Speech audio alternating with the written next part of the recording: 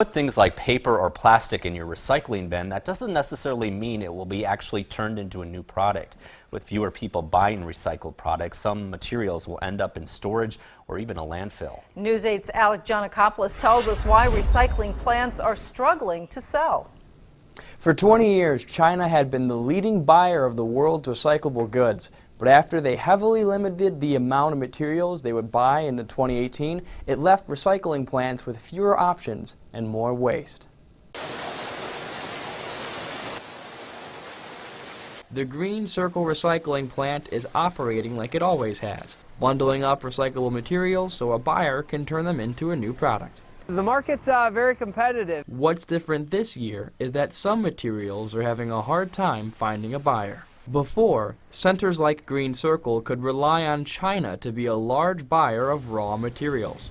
China would on average buy 7 million tons of recyclables a year, which was 70% of the world's supply. But last year, the country decreased the amount it brought in to less than 1%. They made a very large change in a very short period of time. With China no longer purchasing recyclables, there aren't as many buyers, but the same amount of paper and plastic. Thankfully, we're able to move the plastics pretty steadily. The cardboard is one that we are struggling with a little.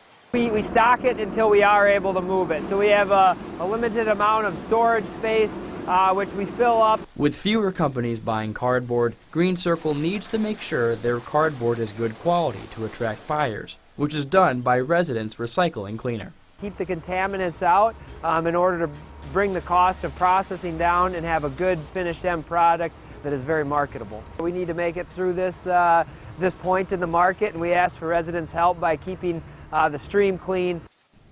Green Circle is happy, though, to report they are keeping recyclables out of the landfill by selling them at a lower cost. Some communities nationwide aren't able to sell them and either put them in landfills or the incinerator. All right, thanks a lot, Alec. The recycling company that works with Monroe County is also selling bundled paper and plastic, but with a higher fee going to the county.